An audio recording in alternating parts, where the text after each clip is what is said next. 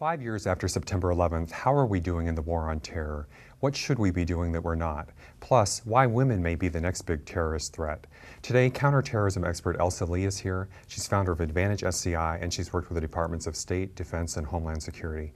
Very happy to have you here today, Elsa. Thanks, Gregory. Well, you've worked with the military for years, even before September 11th. How are we doing? How is this going? I would say that 9/11 brought security and terrorism to the forefront and created, I guess, an awareness that we didn't have before because we didn't have a problem with terrorism, or we felt that only other countries had that problem. But I think that 9/11... Definitely our Pearl Harbor. Right. We kind of have forgotten what happened after Pearl Harbor because we sort of went back to having a false sense of security, I think, in the recent decades.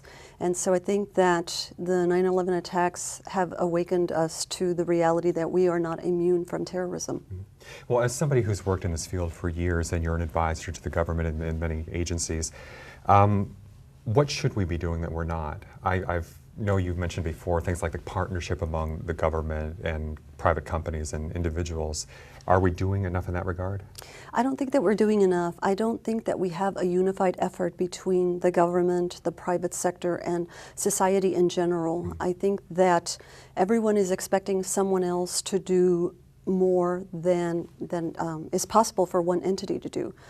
Government can't solve the problem alone. They can't even manage the problem without the help of the private sector and without the help of citizens. And that's the thing, you know, there is a lot of criticism of the government, both, you know, obviously Americans feel very strongly about this subject and it's gone both directions. But on the one hand, people expect the government to do everything without realizing, you know, even you work in the field, you know the logistics of what that would really entail. I have to say, give them a break, because no one is perfect. No one was skilled at being able to manage terrorism in our country. No one had, I think, the experience or even the knowledge of how they would handle that. And so I think we have to give the government a break, because they're going to do the best that they can, but we are still looking at people making decisions, and people are not perfect. You know, my sense, thinking back 5 years ago, I remember the day that, you know, when it happened and when I found out, actually didn't believe it. You know, I was driving to the office, and I think it was like 8 a.m. in Los Angeles, which is 11 a.m. of course in New York. So it was pretty much over as far as you know, unfortunately, you know, the World Trade Center was down and the Pentagon had been hit. I turned on the radio, and the guy on the radio was saying something like, "Oh, this is worse than '93. Both towers came down."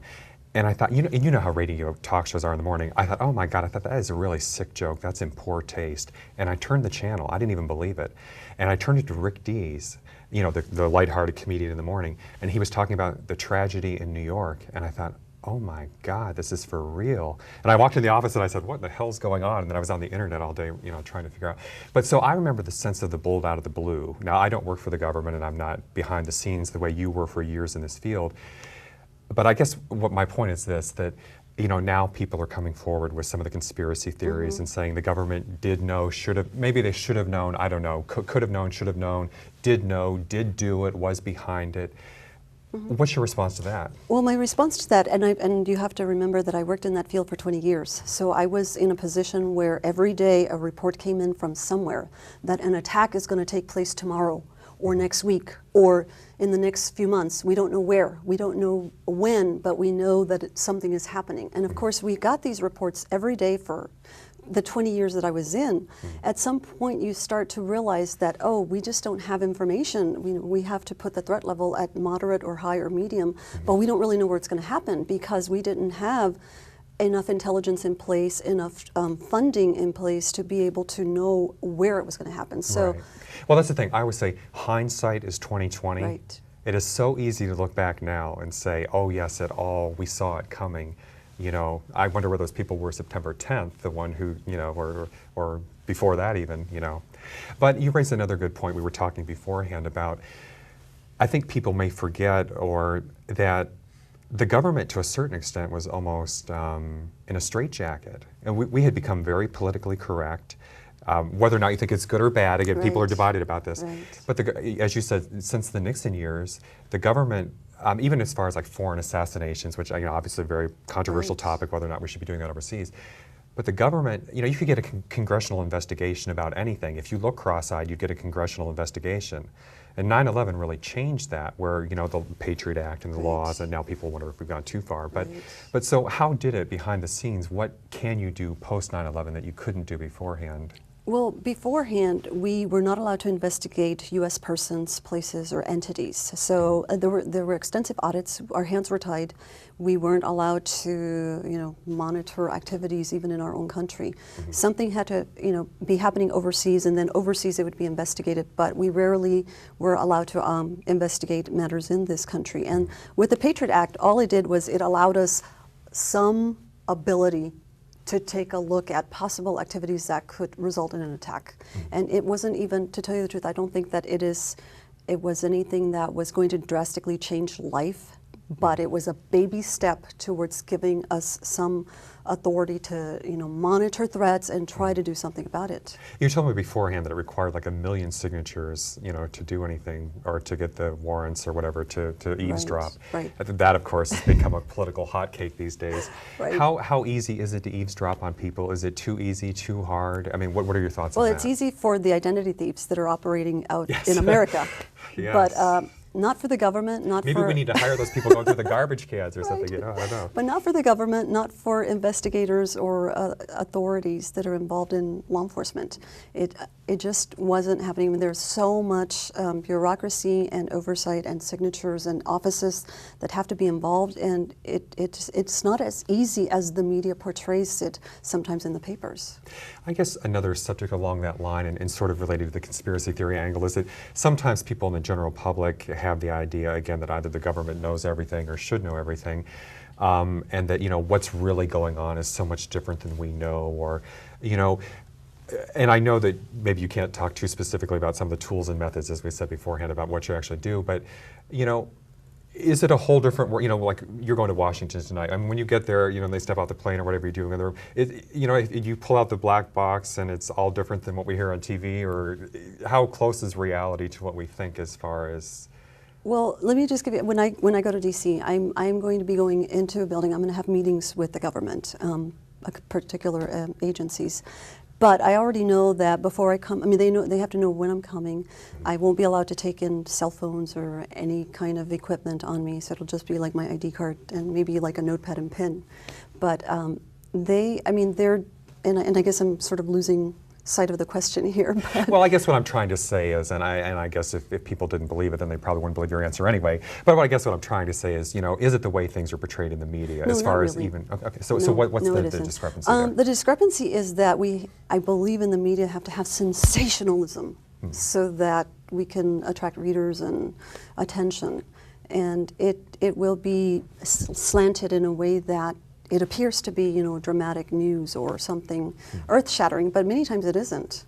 And only the people that have been in that community for years and years, and I left it 6 years ago, realize that it's not really like that. That's not the real world. I mean, there are people in government that have to do a job. They have to try to do it well, but they're still people, and yet they are really critiqued when they make a mistake. And it's very difficult, I think, to have perfect leadership everywhere. We are evolving as a nation dealing with terrorism. So we've got to be tolerant of people not always knowing exactly how to do things, I think. Well, you said something beforehand that I hope we can talk about after the break, that women may be the next big terrorist threat. Because again, there's always the guy, rightly or wrongly, I'm sorry, the theory that the guy, you know, or maybe the Middle Eastern guy, you know, if we want to stereotype people the way that, you know, that it tends to happen. So we'll pick up on that in just a minute. We'll be right back with counterterrorism expert Elsa Lee.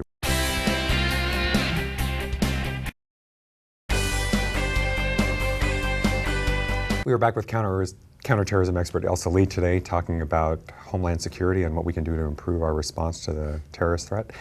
Well, during the commercial, in case we didn't make it completely clear beforehand, you kind of gave me your take on the whole conspiracy thing. So do you want to just say it once and for all from your point of view, what you think? There is no conspiracy.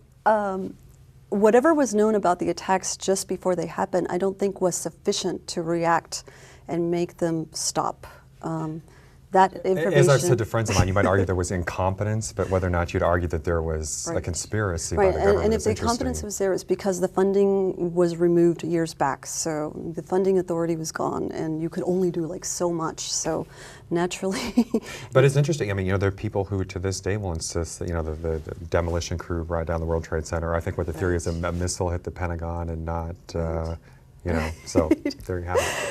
yes. But as I said before the break, though, you say that women may actually be one of the bigger threats, because one thing people always say in the airports is that, why me, or why that little old lady, why the pregnant lady, why do we have to check her, why can't, why isn't just the guys you're looking at or the young guys or something, why could women be a threat?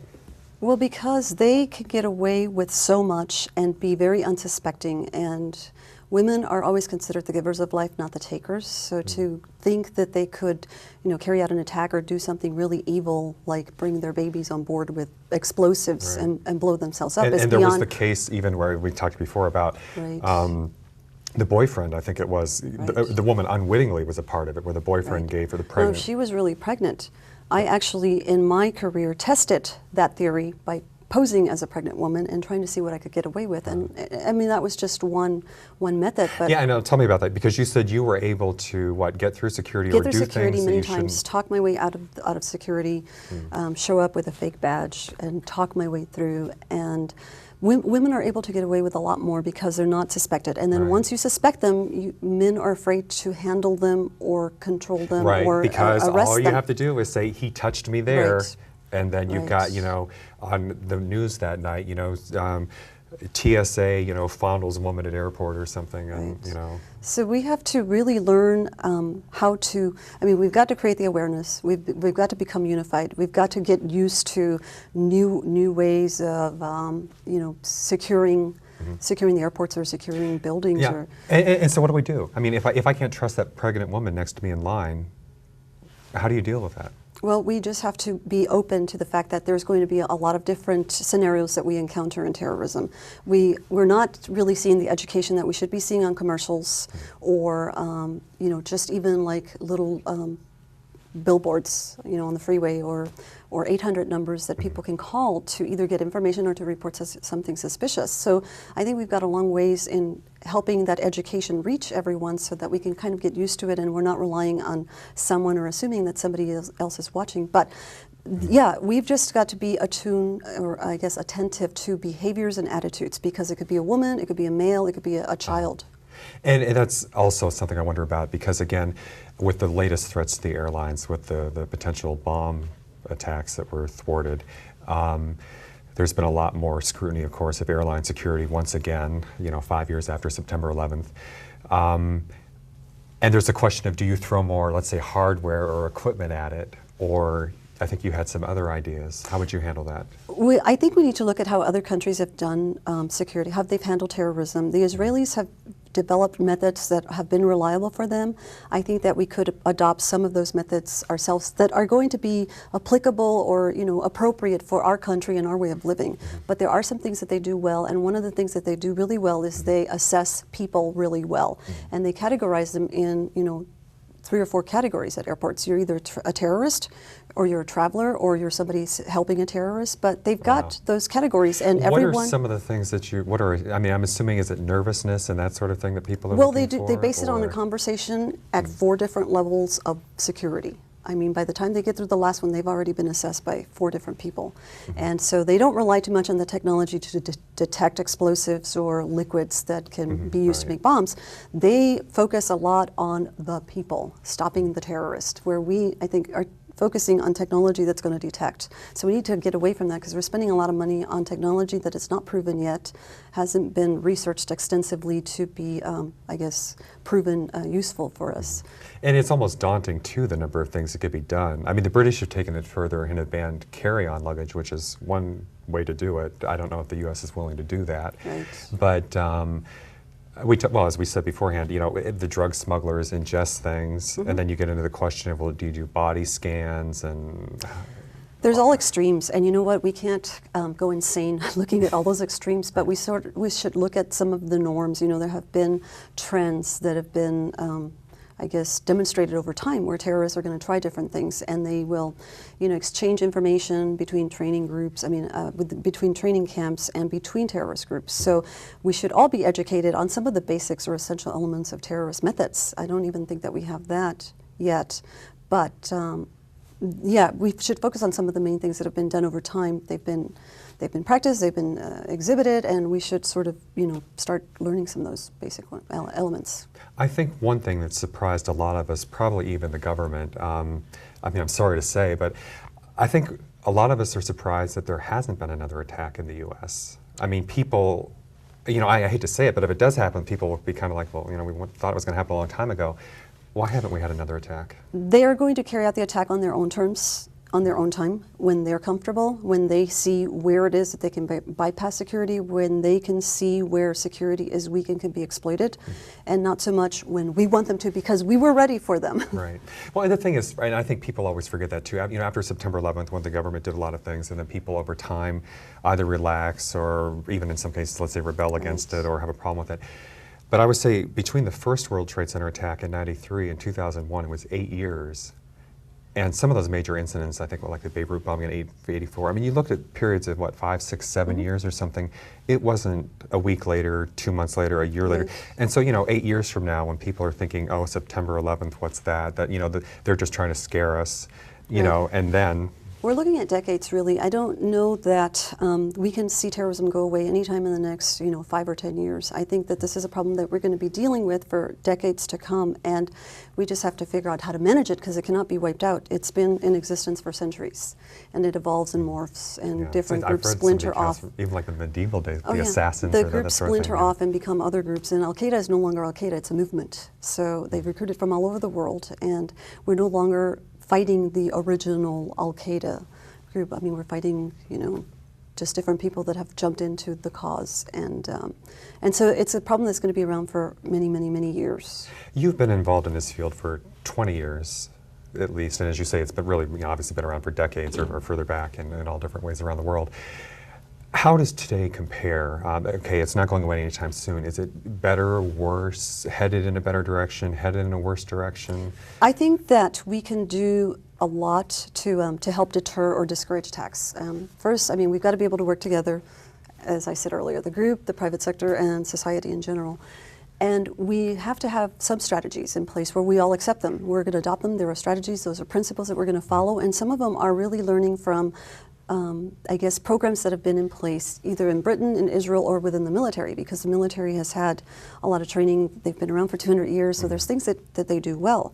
So we've got to have some strategies that, whether they are, a program where information, people believe that we've got all these measures in place and we have taken the time to put them in place in so many places, or we train people or we put commercials on TV, but we've got to do something that is going to help us accept that this is a problem we're going to have and ways to deal with it. And I guess I'm curious too how you would do that more concretely.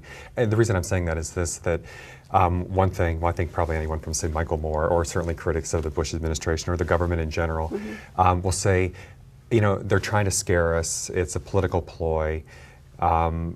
So how do you raise awareness without scaring people, or, oh my, the sky is falling, run, hide? How do you go on with your life, be aware, but yet, politics aside, how do you not freak people out, but yet still... I think it requires not just educating the public about terrorism and not just creating that awareness, but also educating the media, because the media plays an important role in how we gradually accept the strategy and how we eventually implement the strategy and practice it nationwide. So it really requires a major strategy, a unified effort where people come together and say, okay, the media, this is how they're going to handle the information, and then this is how the public should react to it. And when we say we're on code, we're on red alert, that means that we all really have to be responding. But if we're at yellow and orange, we're going to go about our lives in normal ways. So I think it requires a lot of, smart people coming together, I think.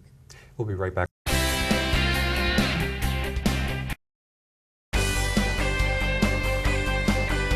We are back today with counterterrorism expert Elsa Lee.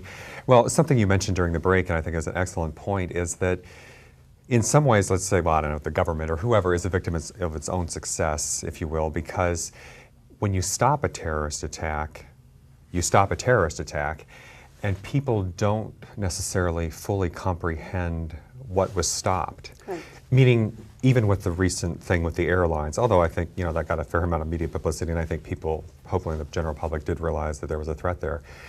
But yet, if it had actually happened, God forbid, what that would have meant would have been much different than we could even comprehend. I mean, human lives lost, and economic cost, procedures, everything. And you probably wouldn't have carry-on luggage. Now we're talking, oh, should you have carry-on? You wouldn't have Right. You probably might not even have luggage on the plane after that. Who knows? But so every time you stop that, though, people think again, it is, come on, they're making it up. They're trying to scare you, whatever. So, what do you say to that? How? I guess the government basically has been dealing with that problem for years, because if they don't say anything about a possible attack, they're going to be in trouble afterwards because they didn't warn the people. Right, Yet if they warn the people, people will say, why are you telling us all this? Where's it going to happen? When? We don't know. We just know something could happen. And then you get kind of the boy who cried wolf, Right. kind of like so Right. you have an orange alert every day, and then people don't, it's like, oh, Right. another orange alert, Right. and then like half the town blows up, and Right. So, and I'm sorry, I was going to say something and I lost my train of thought here, but we were saying, how do we handle? right. And you were saying that the government, that if Yeah, they they are the only ones that can determine whether there's enough information to put out some kind of an announcement or a broadcast. And then, they do take the time to talk to a lot of different people before it goes out to make sure that it's not overreaction, that it's not just a theory or rumor, and that it is based on something solid. So by the time they decide to do that, they've already taken a lot of things into consideration. And really, it's on them. I'm not sure what could be done to improve that, but whether they do it in time or too early or not in the right fashion, there's going to be criticism. So they've got the hardest job of all, I think, when it comes to that. right.